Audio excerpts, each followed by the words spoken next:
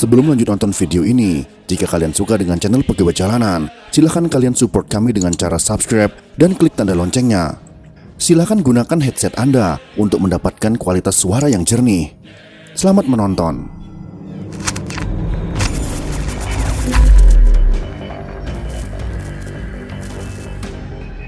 Dass die deutschen Streitkräfte das Staatsgebiet folgender unabhängiger Nationen nicht angreifen und er nennt Finnland, Lettland, Litauen, Estland, Norwegen, Schweden, Dänemark, Niederlande, Belgien, Großbritannien, Irland, Frankreich, Portugal, Spanien, die Schweiz, Liechtenstein, Luxemburg, Polen, Ungarn, Rumänien, Jugoslawien, Russland, Bulgarien, Türkei, Irak, Arabien, Syrien, Palästina, Ägypten.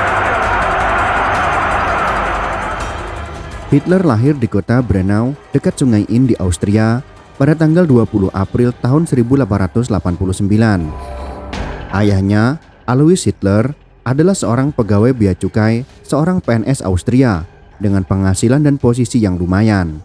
Ibunya, yaitu Clara Pozel, adalah sepupu ayahnya yang lebih muda 24 tahun.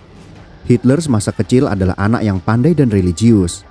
Nilai akademis Hitler sangat tinggi, mendekati sempurna. Dia juga sempat ingin menjadi pastor. Namun semua itu berubah ketika adik kandungnya yang bernama Edmund meninggal karena penyakit campak pada tahun 1900. Sejak adiknya meninggal, nilai akademis Hitler jeblok dan cenderung menjauhi agama. Di balik turning point-nya itu, Hitler muda adalah seorang remaja yang bersemangat, berjiwa nasionalis, dan memiliki cita-cita seperti banyak remaja lainnya, yaitu ingin menjadi seorang seniman, tepatnya menjadi seorang pelukis. Tidak terlalu banyak catatan masa kecil Hitler yang dapat kita ketahui, tapi beberapa di antaranya berasal dari August Kubizek, sahabat masa kecil Hitler yang menerbitkan buku The Young Hitler I Know tahun 1955. Catatan lain juga kita dapat dari guru bahasa Jerman dan Prancis Hitler semasa sekolah yang menyatakan Hitler adalah anak yang berbakat. Sayangnya dia tidak sabaran dan gerusa-gerusu, tidak bisa mengendalikan diri, suka melawan, tidak bisa diatur, tapi suka mengatur, tidak mau mentaati peraturan sekolah, dan malas belajar. Kondisi ini terus berkelanjutan hingga Hitler tamat SMA, tapi dia tidak mengambil ujian kelulusan bernama Abitur. Jadi di Jerman dan Austria, ada istilah tamat SMA dan lulus SMA. Status kelulusan hanya didapatkan oleh mereka yang lulus ujian Abitur. Sementara Hitler dinyatakan tamat SMA, tapi tidak lulus SMA. Tamat dari SMA, Hitler pindah ke kota Wina di Austria bersama dengan Kubizek demi memenuhi mimpi lama mereka, menjadi seniman terkenal. Pada saat inilah, Hitler menyesali sikapnya semasa sekolah yang malas belajar. Kubizek dengan mudah bisa memasuki Akademi Musik Wina, sementara Hitler sebaliknya, ditolak oleh akademisi seni Wina. Para profesor akademisi seni di Wina memberi pesan pada Hitler yang intinya adalah, "Nak, bakatmu bukan pada bidang seni, melainkan dalam bidang arsitektur." Ternyata predikat lulus SMA diperlukan untuk melanjutkan pendidikan di bidang yang ini. Hitler membutuhkan abitur untuk mendaftarkan diri ke Akademi Jurusan Arsitektur. Pada saat inilah dia menyesal dengan kemalasannya selama masa sekolah. Kekecewaan karena gagal melanjutkan sekolah seni dan tidak bisa masuk arsitektur, ditambah dengan meninggalnya sang ibunda yang ia cintai pada tahun 1908, ia mulai marah dengan lingkungan sekitarnya.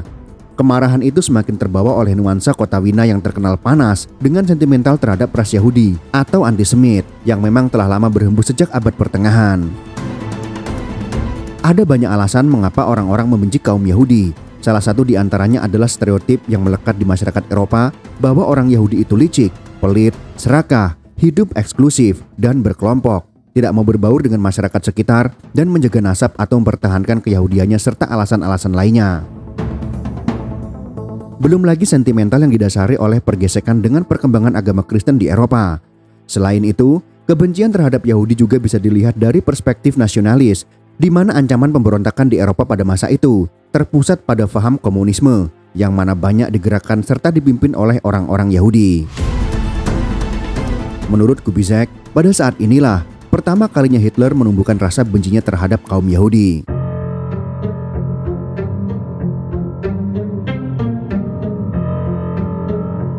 Pada bulan November tahun 1908, Hitler yang marah kecewa dan malu pada dirinya sendiri dan pada teman baiknya memutuskan menghilang. Hitler dan Kubizek yang berteman baik ini baru bertemu lagi 30 tahun kemudian. Setelah menghilang, Hitler hidup luntang-lantung menjadi gelandangan. Dia sempat hidup di barak penampungan gelandangan sambil mencari uang dengan menjadi seniman jalanan dan menjadi pelukis kartu pos. Pelan-pelan keberuntungannya mulai berubah. Pada bulan Desember tahun 1910, Hitler menerima uang warisan dari tantenya. Setelah menerima warisan ini, hidupnya membaik. Dia mulai mendapatkan pekerjaan di perusahaan iklan. Sampai akhirnya pada bulan Mei tahun 1913, dia memutuskan untuk pindah ke kota Munchen, Jerman. Di Munchen, karya-karya seni Hitler mulai dihargai. Dia mendapatkan penghasilan yang tinggi walau hanya menjadi seniman jalanan. Penghasilannya bahkan melebihi penghasilan seorang pegawai bank. Dalam fase hidup ini, kehidupan Hitler bisa dibilang cukup nyaman di Munchen. Mungkin pada fase kehidupan inilah, Hitler mulai mencintai negara Jerman yang mengubah nasibnya menjadi lebih baik. Rasa nasionalisme itu pun mulai tumbuh. Ini adalah beberapa karya Adolf Hitler semasa menjadi seniman di Jerman.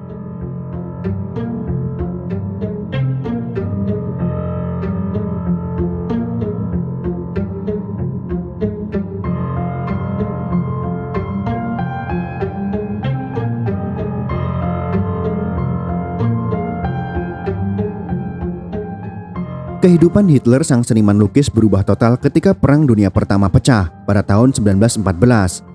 Sebagaimana yang kita ketahui pada Perang Dunia Pertama, Jerman yang bergabung dengan Austria dan Italia dengan segera menjalankan gerakan darurat militer atau dikenal dengan Schlieffen Plan untuk menyerang Prancis, kemudian Rusia. Dalam kondisi perang, Hitler yang sejak awal memang punya rasa nasionalisme yang tinggi langsung mendaftarkan diri menjadi tentara Jerman. Selama Perang Dunia Pertama, Hitler muda yang tidak memiliki pengalaman militer apapun ditugaskan sebagai kurir informasi maupun barang. Seorang kurir tentu tidak ikut baku tembak, justru mereka yang menjadi sasaran tembak. Tanpa ada yang menduga, rasa nasionalisme Hitler membuat keberaniannya di medan perang cukup mencolok. Hitler sendiri amat puas dengan tugas dan tanggung jawabnya. Kendati demikian, karir militernya hanya mentok di pangkat paling rendah, yaitu kopral. Dari catatan teman-teman seperjuangannya ketika perang, sifat Hitler sebagai prajurit dipandang agak ganjil.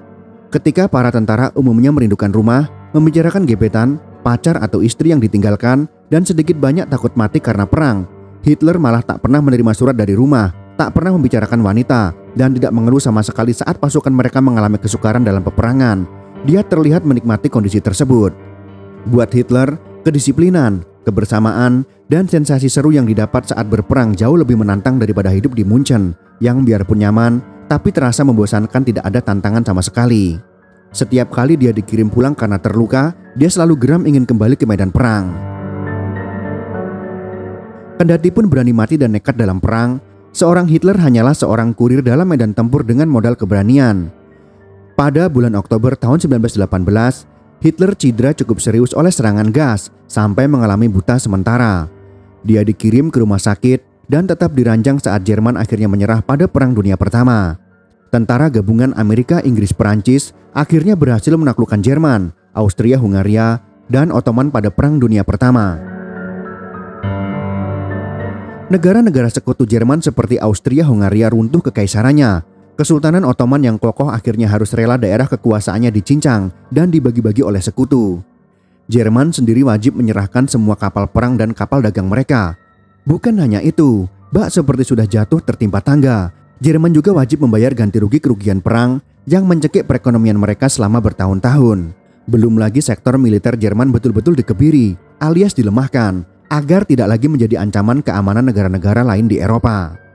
Jerman akhirnya dikucilkan oleh para pemenang perang. Jerman menjadi negeri yang dipenuhi orang yang marah, orang yang kecewa, orang yang benci kepada semua negara lain, tidak terkecuali seorang Adolf Hitler yang menyimpan dendam sambil seolah tidak percaya. Kalimat imajiner yang ada dalam pikiran Hitler yang dapat kita reka adalah seperti ini. Bagaimana mungkin kekuatan militer Jerman yang begitu kuat bisa kalah melawan negara lain? Ini tidak mungkin, sama sekali tidak bisa dipercaya.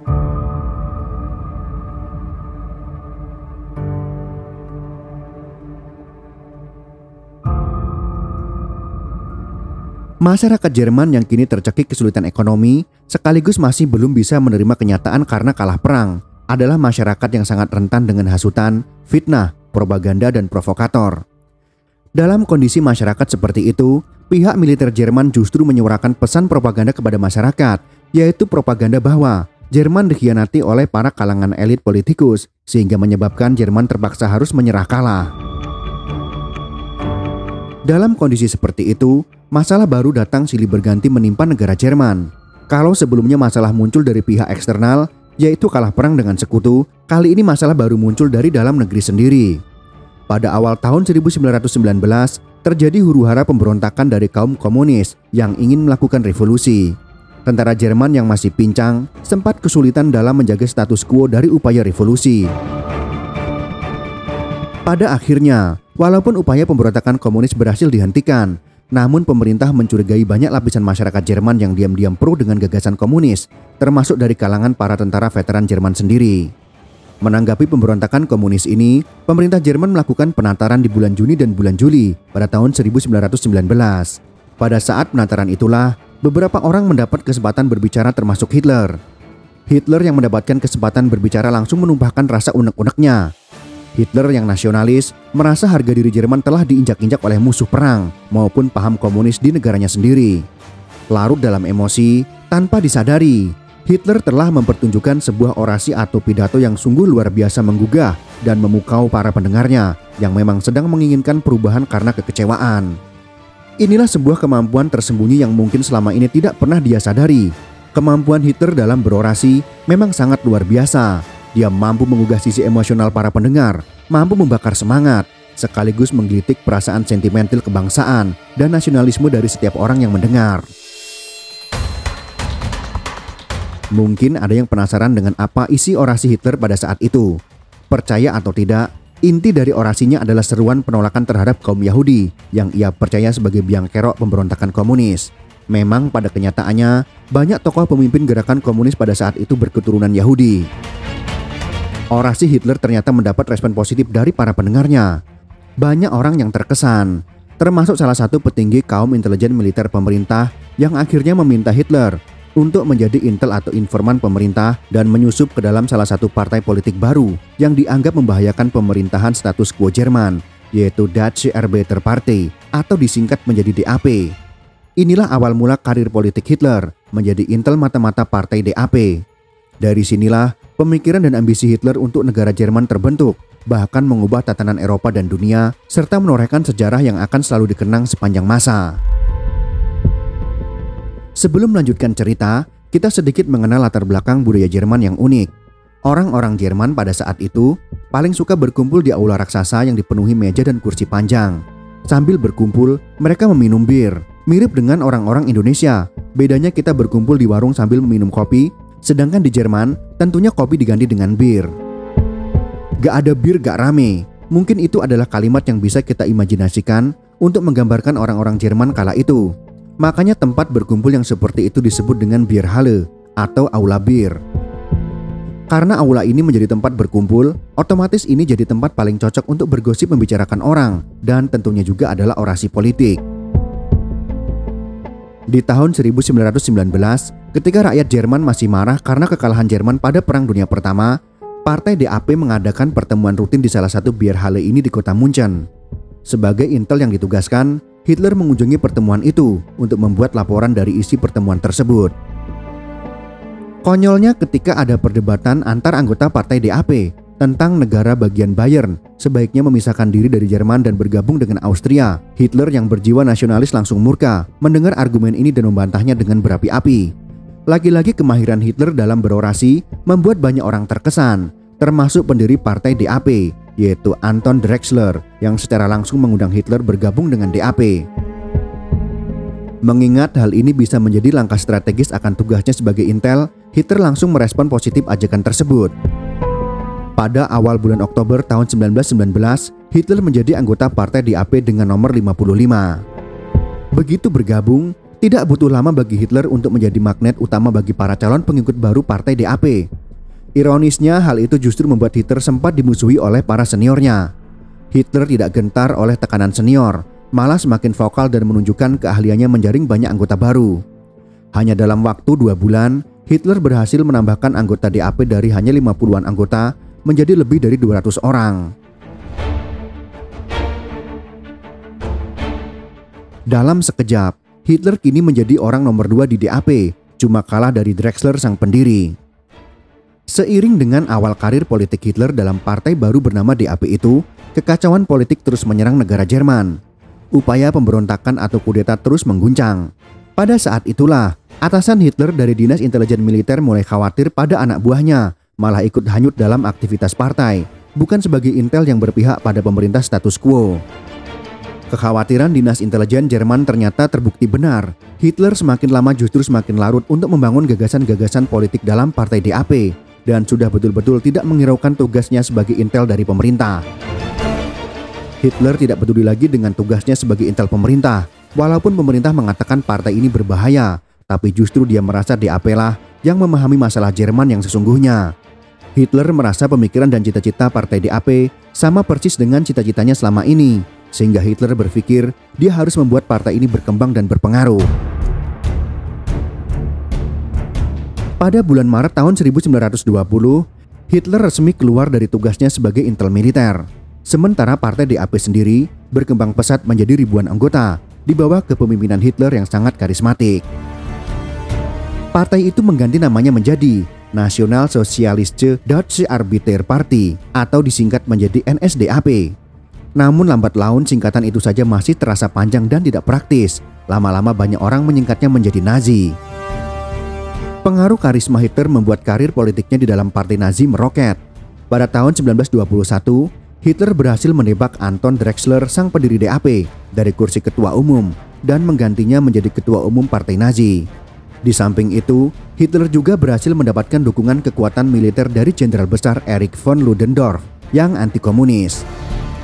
Dari sisi keuangan, Hitler juga berhasil membujuk kaum bangsawan Jerman untuk menyumbang pada partai Nazi demi melawan paham komunis yang menjadi ancaman bagi kalangan elit bangsawan di Eropa. Sejak saat itu, partai Nazi di bawah kepemimpinan Hitler menjadi semakin kuat dan tidak terkalahkan. Melihat perkembangan partai Nazi sedemikian pesat, Hitler mulai memikirkan sebuah ide radikal untuk melakukan pemberontakan dengan strategi putsch atau kudeta, yaitu agresi militer cepat untuk sesegera mungkin menggulingkan pemerintahan. Dalam upayanya ini, Hitler meminta bantuan orang-orang berpengaruh yang bersimpati dengan cita-cita partai Nazi, yaitu von Kahr, Gubernur Bayern, von Seisser, Kepala Kepolisian Bayern, dan von Lossow, yaitu Panglima Militer Bayern.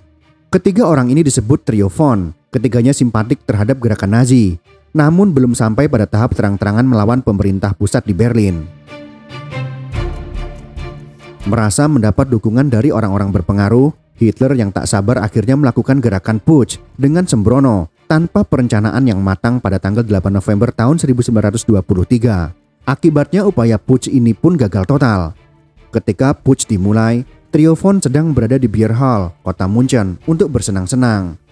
Ludendorff sang jenderal besar pendukung Hitler saja datang bergabung bukannya dengan seragam militer keren yang dipenuhi medali yang menunjukkan kepahlawanan dia, tapi dengan celana pendek dan baju santai karena dia sebetulnya hendak pergi berburu dan baru tahu soal putsch ini di detik-detik terakhir.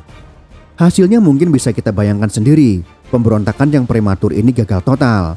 Trio von kemudian menolak bekerja sama dengan Hitler dan malah berbalik memihak pemerintah pusat. Di pusat kota Munchen, polisi bersenjata lengkap menghadang mereka dan memerintahkan mereka untuk bubar. Hitler dan rombongannya tetap ngotot. Akhirnya mereka pun ditembaki oleh polisi dan terpaksa bubar. Petinggi-petinggi top Nazi banyak yang tertangkap, termasuk Hitler sendiri. Hitler dan komplotannya langsung didakwa pasal makar, yaitu pemberontakan terhadap negara. Pada bulan Februari tahun 1924, Hitler diadili. Umumnya hukuman untuk seorang pemberontak adalah berakhir di tiang gantungan. Namun pemerintah pusat membuat satu kesalahan. Mereka membiarkan pers, bahkan pers asing, meliput pengadilan itu.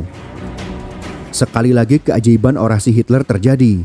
Dia langsung menggunakan proses pengadilan itu sebagai panggung untuk mengiklankan dirinya, gagasannya, dan partainya ke seluruh Jerman, bahkan seluruh dunia. Ketika pengadilan berakhir, bahkan hakim-hakim yang memimpin sidang tersebut menjadi simpatik kepada Hitler. Pada akhirnya hakim hanya menghukum Hitler 5 tahun penjara dan denda 500 mark. Sementara Jenderal Besar Erich Ludendorff malah tak dihukum apapun. Setelah proses persidangan yang menghebohkan itu, popularitas Hitler langsung meroket. Semua orang di Jerman tahu tentang keberanian seorang anak muda yang ingin menggugat negaranya yang terpuruk dan tidak punya harga diri lagi. Semasa di penjara, Hitler hidup nyaman karena semua sipir sudah simpatik padanya. Lagi-lagi karismanya yang selangit itu mampu membius para sipir. Dengan kenyamanan itu, Hitler dan wakilnya, yaitu Rudolf Hess, menggunakan kesempatan ini untuk menulis buku yang belakangan menjadi kitab sucinya Partai Nazi dalam Perang Dunia Kedua, yaitu Mein Kampf, yang berarti perjuangan atau pertarunganku. Buku itu adalah ringkasan semua cita-cita politik Hitler. Salah satunya adalah ambisinya untuk merebut Rusia dan menjadikannya koloni Jerman.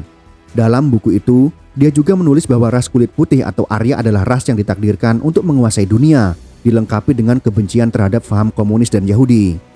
Gagasan Hitler dalam buku inilah yang merefleksi haluan politik Hitler yang dikenal sebagai fasisme. Buku ini jugalah yang nantinya akan membuat Hitler menjadi seorang miliuner. Selama di penjara juga, Hitler merenung, menganalisa seluruh karir politiknya. Dia menarik kesimpulan, putsch tidak akan berhasil di negeri Jerman yang rakyatnya kaku, taat pada hukum dan peraturan.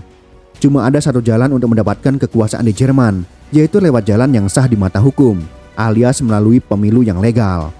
Namun di balik jeruji penjara, dia tak rela jika Nazi berhasil merebut kekuasaan tanpa kehadiran dia. Oleh karena itulah, Hitler yang saat itu sudah menjadi magnet bagi banyak orang, malah bersikap pasif dan tidak memberikan dukungan pada partai Nazi. Pada bulan Maret tahun 1925, ternyata Hitler dibebaskan dengan masa hukuman hanya 1 tahun. Sementara Ludendorff bersama partai Nazi, sesuai rencana Hitler, kalah telak dalam pemilu.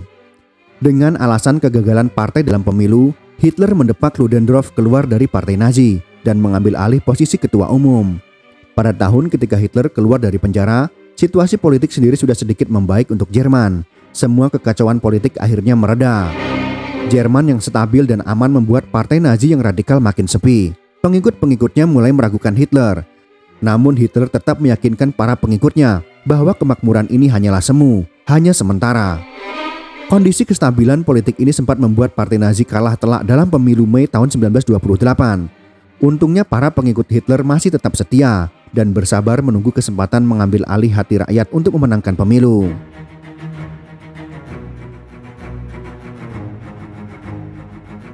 Kesempatan itu pun muncul di antara tahun 1928 sampai dengan tahun 1930 saat terjadi krisis ekonomi dunia yang sangat parah yang lebih dikenal dengan sebutan The Great Depression.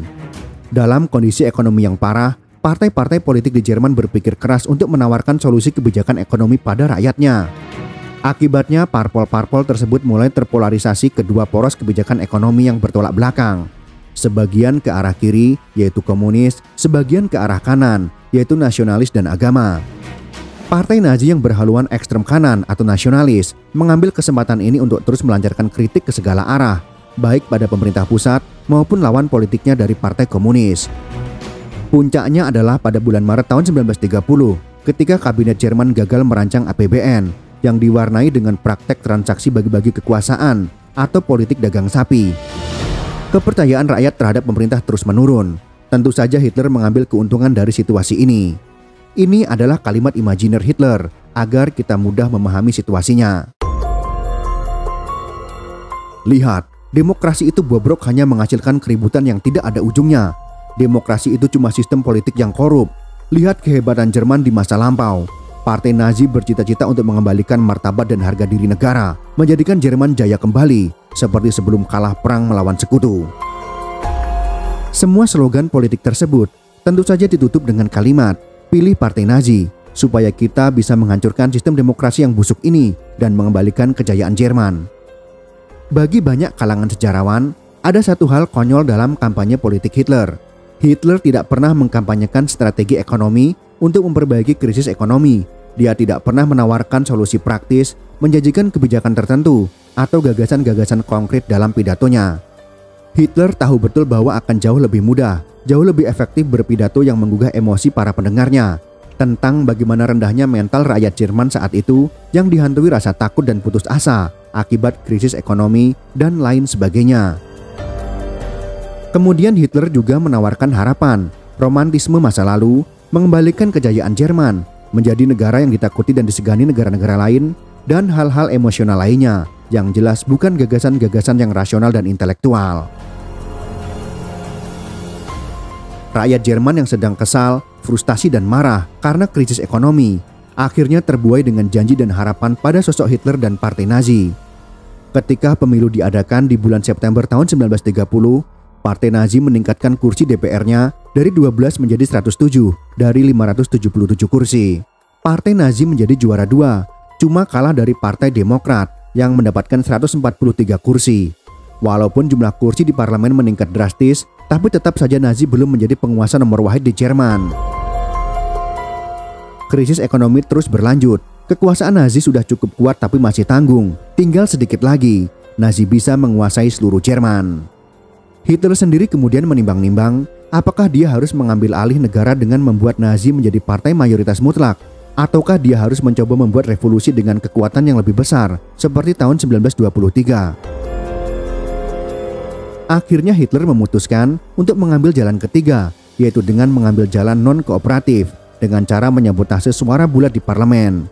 Akhirnya yang terjadi adalah timbul kekacauan di badan legislatif Jerman.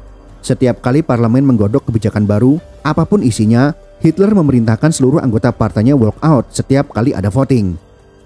Sesuai dengan peraturan, dengan jumlah kursi yang cukup banyak, tindakan walk out tersebut membuat parlemen betul-betul lumpuh karena tidak mampu membuat kebijakan apapun.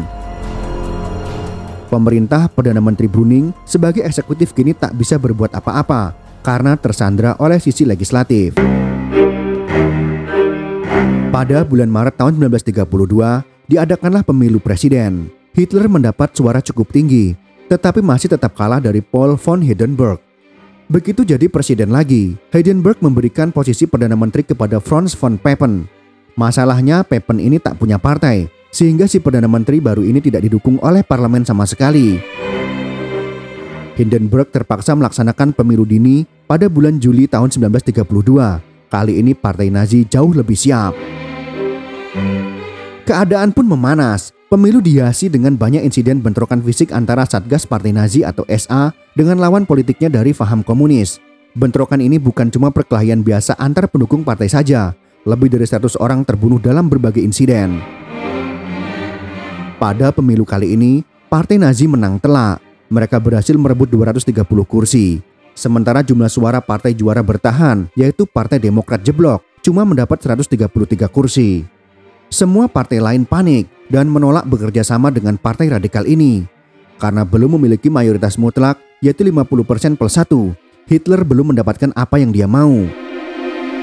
Nyaris tapi belum. Kali ini sasaran Hitler selanjutnya mudah ditebak, yaitu von Papen sang Perdana Menteri. Pada akhirnya, von Papen sang Perdana Menteri dikeroyok oleh Nazi maupun kubu komunis. Serangan telak terakhir dijatuhkan oleh Jenderal von Schleicher selaku Menteri Pertahanan yang menyatakan Hindenburg terlalu sembrono karena menunjuk Perdana Menteri atau eksekutif berkuasa tanpa ada dukungan dari parlemen atau legislatif sama sekali. Hindenburg yang terdesak oleh kalangan militer tidak punya pilihan lain. Dia akhirnya setuju memecat von Papen. Namun bukannya mengangkat Hitler, tapi malah mengangkat von Schleicher menjadi Perdana Menteri baru. Namun Perdana Menteri baru ini pun lagi-lagi tidak mendapatkan dukungan dari parlemen, terutama karena von Papen yang merasa ditusuk dari belakang oleh von Schleicher akhirnya turut membantu Hitler menyabotase semua usaha von Schleicher. Keadaan terus menjadi buntu karena fungsi legislatif terkunci, sementara eksekutif seperti tersandra oleh legislatif. Akhirnya Hindenburg tidak memiliki jalan lain selain mengangkat Hitler menjadi Perdana Menteri.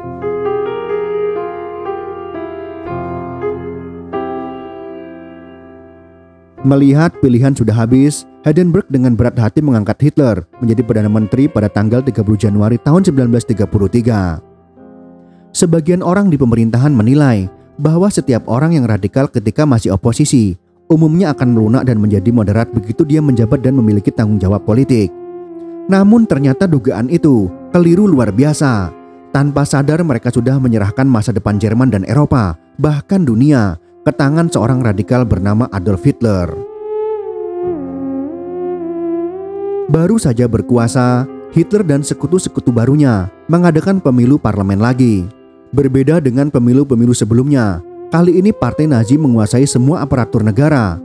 Pasukan SA bahkan diangkat menjadi banpolnya polisi Jerman atau asisten polisi.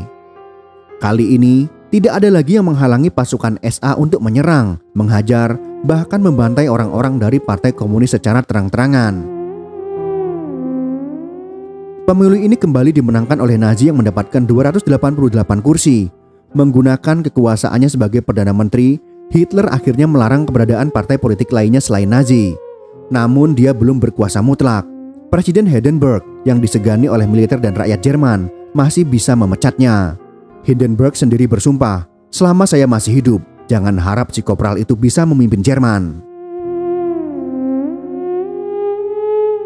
Pada tanggal 29 Juni tahun 1934, dalam malam pisau panjang yang terkenal, Hitler membunuh Röhm, mantan kanselir Kurt von Schleicher, dan ratusan anggota partainya yang bermasalah, khususnya anggota SA yang bermasalah. Akhirnya Hindenburg wafat pada tanggal 2 Agustus tahun 1934 karena kanker paru-paru. Hitler langsung mengadakan referendum untuk menyatukan posisi Perdana Menteri dengan Presiden pada tanggal 19 Agustusnya. 90% rakyat Jerman setuju dan Hitler resmi menjadi Presiden Jerman, juga menjadi Führer, pemimpin mutlak Jerman.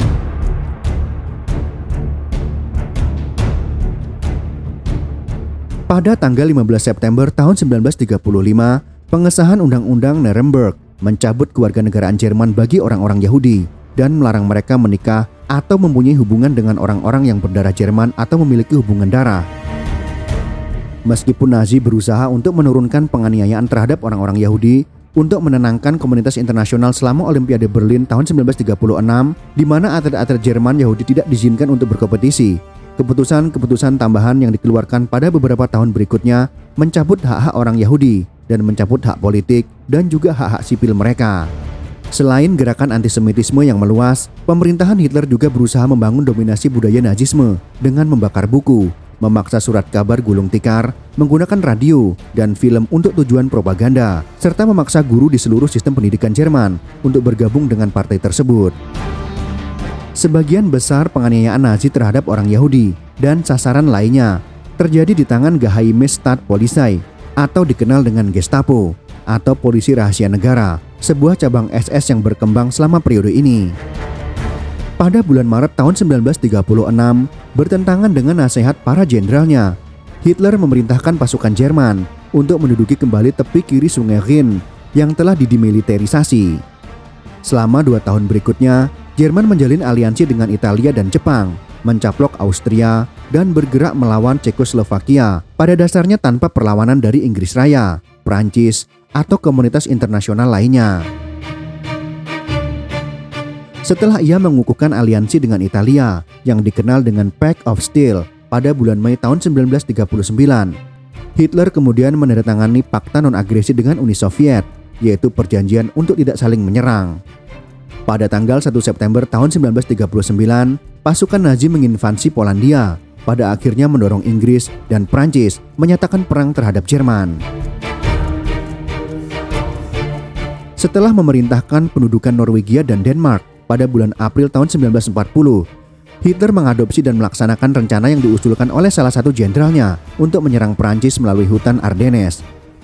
Serangan Blitzkrieg atau serangan kilat dimulai pada tanggal 10 Mei. Pada serangan tersebut Belanda dengan cepat menyerah, kemudian disusul oleh Belgia. Pasukan Jerman kemudian berhasil mencapai Selat Inggris, memaksa pasukan Inggris dan Prancis mengungsi secara massal di Dunkirk pada akhir Mei tahun 1940. Pada tanggal 22 Juni tahun 1940, Prancis terpaksa menandatangani gencatan senjata dengan Jerman. Dengan kondisi tersebut, Hitler berharap bisa memaksa Inggris untuk mencari perdamaian juga. Tapi ketika harapan tersebut gagal diwujudkan, dia melanjutkan serangannya ke negara itu, diikuti dengan invasi ke Uni Soviet pada bulan Juni tahun 1941. Padahal awalnya Jerman sudah melakukan perjanjian untuk tidak saling menyerang dengan Uni Soviet.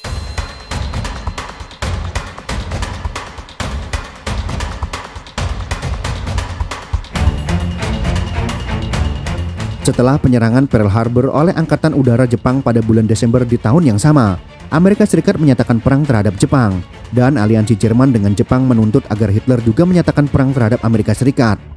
Pada titik konflik tersebutlah, Hitler mengubah strategi utamanya untuk fokus menghancurkan aliansi lawan utamanya, yaitu Inggris, Amerika Serikat, dan Uni Soviet, dengan memaksa salah satu dari mereka untuk berdamai dengannya. Pada awal tahun 1933, SS telah mengoperasikan jaringan kamp konsentrasi, termasuk kamp terkenal di Dachau, dekat Munich, untuk menampung orang Yahudi dan sasaran rezim Nazi lainnya. Setelah perang pecah, Nazi beralih dari mengusir orang Yahudi dari wilayah yang dikuasai Jerman menjadi memusnahkan mereka. Einsatzgruppen atau regu kematian keliling mengeksekusi seluruh komunitas Yahudi selama invasi Soviet. Selain kerja paksa dan eksekusi massal, beberapa orang Yahudi di Auschwitz juga menjadi sasaran eksperimen medis mengerikan yang dilakukan oleh ahli eugenika, yaitu Josef Mengele yang dikenal sebagai malaikat maut. Eksperimen Mengele berfokus pada anak kembar dan memaparkan 3.000 tahanan anak terhadap penyakit, cacat, dan penyiksaan dengan kedok penelitian medis. Meskipun Nazi juga memenjarakan dan membunuh umat Katolik, homoseksual, pembangkang politik, kaum Gypsy, dan penyandang disabilitas, yang terpenting adalah mereka menargetkan orang-orang Yahudi. Sekitar 6 juta orang Yahudi diantaranya telah terbunuh di wilayah Eropa yang diduduki Jerman pada akhir perang.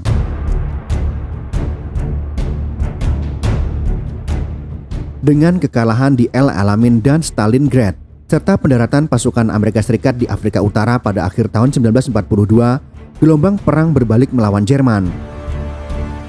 Ketika konflik berlanjut, Hitler menjadi semakin tidak sehat, terisolasi dan bergantung pada obat-obatan yang diberikan oleh dokter pribadinya. Beberapa upaya pembunuhan dilakukan terhadap dirinya, termasuk satu upaya yang hampir berhasil pada bulan Juli tahun 1944, ketika Kolonel Klaus von Stauffenberg menanam bom yang meledak saat konferensi di markas besar Hitler di Prusia Timur. Dalam beberapa bulan setelah keberhasilan invasi sekutu di Normandia pada bulan Juni tahun 1944, sekutu mulai membebaskan kota-kota di seluruh Eropa. Pada bulan Desember itu, Hitler berusaha melancarkan serangan lain melalui Ardennes, mencoba memecah pasukan Inggris dan Amerika. Namun setelah bulan Januari tahun 1945, dia bersembunyi di bunker di bawah gedung kanselir di Berlin. Dengan mendekatnya pasukan Uni Soviet, Hitler membuat rencana untuk melakukan perlawanan terakhir sebelum akhirnya membatalkan rencana tersebut. Pada tengah malam tanggal 28 sampai 29 April tahun 1945, Hitler menikahi Eva Braun di bunker Berlin. Setelah mendiktekan wasiat politiknya, Hitler menembak dirinya sendiri di kamarnya pada tanggal 30 April, sedangkan Braun meminum racun. Tubuh mereka dibakar sesuai instruksi Hitler. Dengan menduduki Berlin oleh pasukan Soviet, Jerman menyerah tanpa syarat di semua lini pada tanggal 7 Mei tahun 1945, mengakhiri perang di Eropa.